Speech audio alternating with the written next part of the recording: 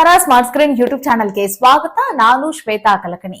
ವಾರದ ಎಪಿಸೋಡ್ ಗಳನ್ನ ನೋಡ್ಕೊಂಡು ಬಂದಿರುವಂತಹ ಬಿಗ್ ಬಾಸ್ ನ ಅಭಿಮಾನಿಗಳಿಗೆ ಕಿಚ್ಚನ ಪಂಚಾಯಿತಿಯಲ್ಲಿ ಯಾರಿಗೆ ಕ್ಲಾಸ್ ತೆಗೆದುಕೊಳ್ಬಹುದು, ಯಾರಿಗೆ ಸಭಾಷ್ ಅಂತ ಹೇಳಿ ಕರಿಬಹುದು ಅಂತ ಹೇಳಿ ಒಂದಷ್ಟು ರೀತಿಯಾದಂತಹ ಚರ್ಚೆಗಳು ಸೋಷಿಯಲ್ ಮೀಡಿಯಾದಲ್ಲಿ ನಡೀತಾ ಇದೆ, ನಿಮ್ಗೆ ಗೊತ್ತಿದೆ.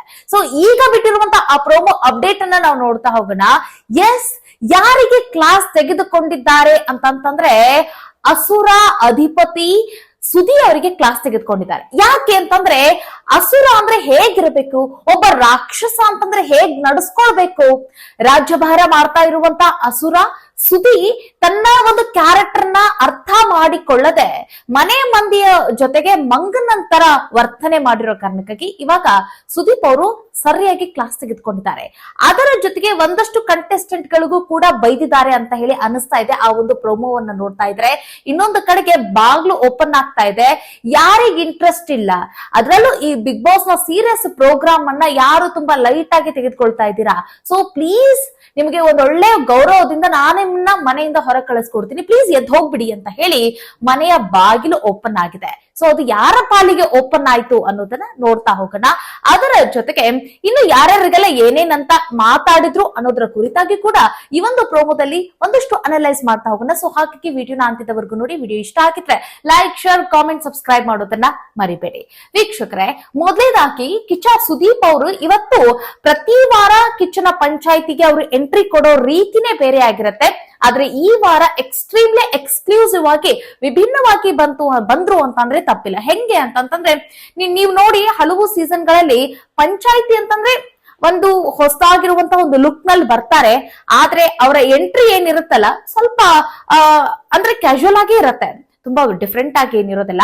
ಬಟ್ ಇವತ್ತಿನ ಪಂಚಾಯಿತಿಯ ಎಂಟ್ರಿ ಯಾವ ರೀತಿಯಾಗಿತ್ತು ಅಂತಂದ್ರೆ, ನೀವು ಸೀಸನ್ ಗ್ರ್ಯಾಂಡ್ ಓಪನಿಂಗ್ ಆಗ್ತಾ ಇರತ್ತೆ ನೋಡಿ, ಯಾವುದೇ ಒಂದು ಸೀಸನ್ ಆಗಿರ್ಲಿ, ಆ ರೀತಿಯಾಗಿ ಒಂದೊಳ್ಳೆ ಡ್ಯಾನ್ಸ್ ಪರ್ಫಾರ್ಮೆನ್ಸ್, ಅದರ ಜೊತೆಗೆ ಮುಂದೆ ದೀಪಗಳು ಹತ್ತಿ ಉರಿತಾ ಇರೋ ರೀತಿಯಾಗಿ ಇನ್ನೊಂದು ಕಡೆಗೆ ಕಿಚ್ಚನ ಎಂಟ್ರಿ ಆಗುತ್ತೆ. ಅವರೊಂದು ಮಾತು ಹೇಳ್ತಾರೆ, ಬಿಗ್ ಬಾಸ್ ಅನ್ನೋ ಈ ಕನ್ನಡ ಜ್ಯೋತಿಯನ್ನ ಯಾರು ಕೂಡ ಅದನ್ನ ನಂದಿಸಲು ಸಾಧ್ಯ ಇಲ್ಲ, ಇದು ಯಾವಾಗ್ಲೂ ಕೂಡ ಜ್ಯೋತಿ ಬೆಳಗ್ತಾನೆ ಇರತ್ತೆ, ಕನ್ನಡಿಗರ ಜ್ಯೋತಿ ಅಂತ ಹೇಳಿ ಬಿಗ್ ಬಾಸ್ ನ ಕುರಿತಾಗಿ ಸುದೀಪ್ ಅವರು ಮಾತಾಡ್ತಾರೆ. ಕಾರ್ಯಕ್ರಮದಲ್ಲಿ ನಾವು ನೋಡ್ಬೇಕಾಗತ್ತೆ ಅಂತಂದ್ರೆ ಕಳೆದ ವಾರ ಆಗಿರುವಂತ ಒಂದಿಷ್ಟು ಡೆವಲಪ್ಮೆಂಟ್ ಏನಿತ್ತಲ್ಲ ಅಂತಂದ್ರೆ ಈ ಜಾಲಿವುಡ್ ಸ್ಟುಡಿಯೋದವರು ಮಾಡ್ಕೊಂಡಿರುವಂತ ಎಡವಟ್ಟಿನಿಂದಾಗಿ ಅದು ಬಿಗ್ ಬಾಸ್ಗೆ ಯಾವ ರೀತಿಯಾಗಿ ಎಫೆಕ್ಟ್ ಆಯ್ತು, ಗೇಟ್ಗೆ ಒಂದು ಬೀಗ ಜಡದ್ರಲ್ಲ, ಸೊ ಆ ವಿಚಾರಕ್ಕೆ ಸಂಬಂಧಪಟ್ಟಂತೆ ಸುದೀಪ್ ಅವರು ಏನ್ ಅದಕ್ಕೆ ಸ್ಪಷ್ಟನೆಯನ್ನ ಕೊಡ್ತಾರೆ. ಮತ್ತೆ ಡಿ ಕೆ ಶಿವಕುಮಾರ್ ಅವರು ಬರೀ ಒಂದು ಕಾಲಿಗೆ ಗೌರವಯುತವಾಗಿ ಮತ್ತೆ ಅದನ್ನ ಗೇಟ್ ನ ಓಪನ್ ಮಾಡಕ್ ಅವಕಾಶ ಮಾಡಿಕೊಟ್ರಲ್ಲ, ಸೊ ಅದೆಲ್ಲದ್ರ ಬಗ್ಗೆ ಕೂಡ ಆರಂಭದಲ್ಲಿ ಮಾತನಾಡಿದ್ದಾರೆ ಅಂತ ಅನ್ಸುತ್ತೆ.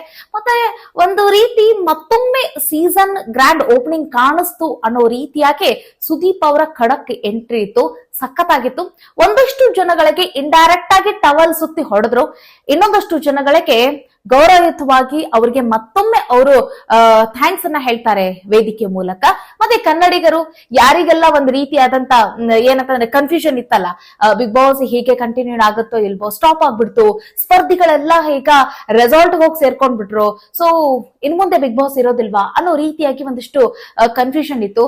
ಸೊ ಅದೆಲ್ಲದಕ್ಕೂ ಕೂಡ ಕನ್ನಡಿಗರಿಗೆ ಒಂದಿಷ್ಟು ಗೊಂದಲಗಳಿಗೆ ತೆರೆ ಎಳೆದಿದ್ದಾರೆ ಅನ್ನೋದು ಮಾತ್ರ ಇಲ್ಲಿ ಸ್ಪಷ್ಟವಾಗಿ ಗೊತ್ತಾಗ್ತಾ ಇದೆ. ಸೊ ಇದು ಮಧ್ಯಾಹ್ನ ಮೊದಲನೇದಾಗಿ ಬಿಡುಗಡೆ ಆಗಿರುವಂತಹ ಪ್ರೋಮೋ ಝಲಕ್. ಇನ್ನೊಂದು ಕಡೆಗೆ ಎರಡನೇ ಪ್ರೋಮೋದಲ್ಲಿ ಏನಿತ್ತಪ್ಪ ಅಸಲಿ ಆಟ ಅಂತಂದ್ರೆ, ವಾರ ಪೂರ್ತಿ ಏನು ಆಟ ಯಾವ ರೀತಿಯಾಗಿ ಕಂಟೆಸ್ಟೆಂಟ್ ಗಳು ಆಟ ಆಡಿರ್ತಾರೆ, ಯಾರು ಚೆನ್ನಾಗಿ ಆಟ ಆಡಿರ್ತಾರೆ, ಯಾರು ಚೆನ್ನಾಗಿ ಆಟ ಆಡಿರೋದಿಲ್ಲ, ಯಾರು ಇನ್ನೂ ನಿದ್ದೆಗಣ್ಣಲ್ಲೇ ಇರ್ತಾರಲ್ಲ, ಸೊ ಅವ್ರಿಗೆ ಎಚ್ಚರಿಸುವಂತ ಕೆಲಸವನ್ನ ಈ ಕಿಚ್ಚನ ಕಟಕಟೆಯಲ್ಲಿ ನಿಲ್ಲುತ್ತೆ.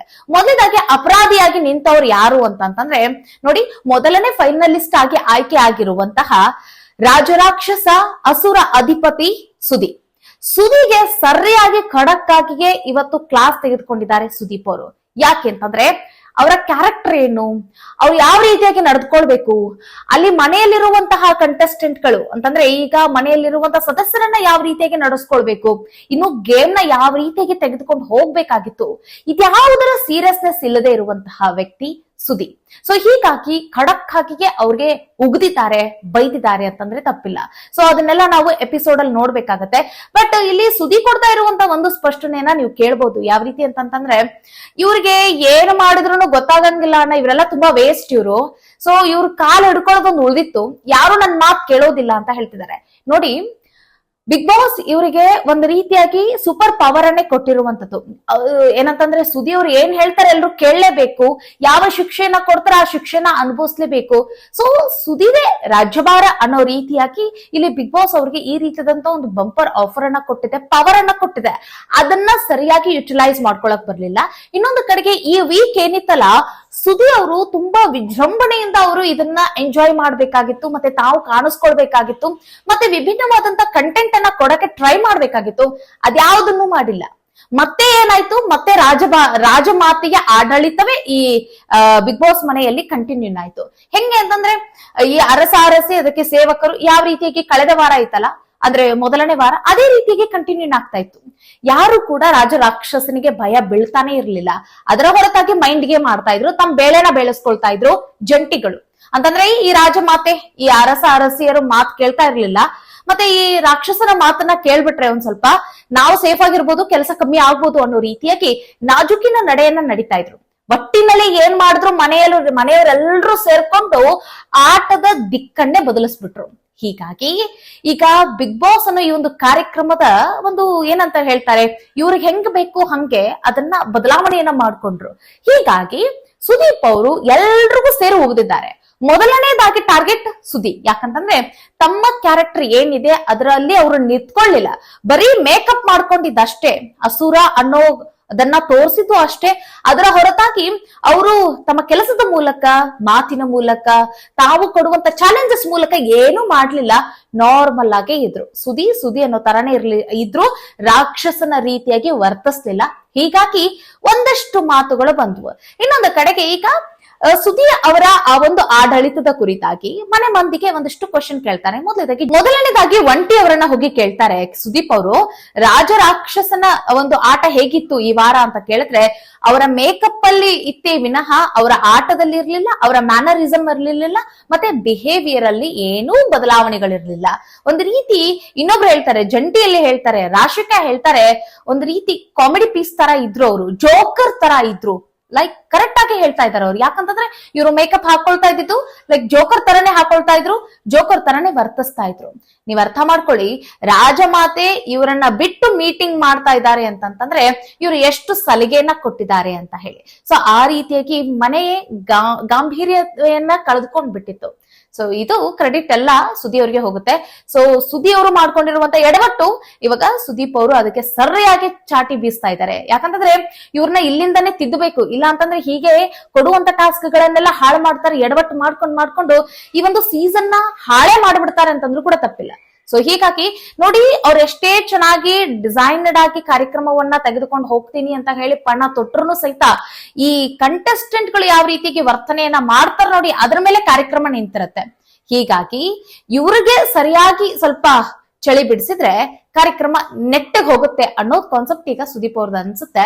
ಹೀಗಾಗಿ ಮೊದಲನೇ ಅಟ್ಯಾಕ್ ಸುದಿ ಅವರಿಗೆ. ಸೊ ಸುದಿ ಅವರು ಇದ್ರ ಬಗ್ಗೆ ಎಲ್ಲ ಏನ್ ಮಾತಾಡ್ತಾರೆ ಅನ್ನೋದನ್ನ ಕಾದ್ ನೋಡ್ಬೇಕಾಗತ್ತೆ.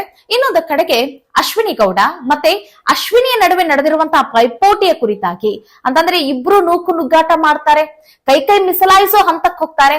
ಹಾಗಾಗಿ ಇಲ್ಲಿ ಅಶ್ವಿನಿ ಗೌಡ ಅವರ ಕೈ ಪರಿಚಿದೆ, ಬ್ಲಡ್ ಕೂಡ ಬಂದಿರೋದನ್ನ ಅವಮ್ಮ ತೋರಿಸ್ತಾರೆ. ಸೊ ಇಲ್ಲಿ ಮ್ಯಾನ್ ಹ್ಯಾಂಡ್ಲಿಂಗ್ ಆಗಿದೆ.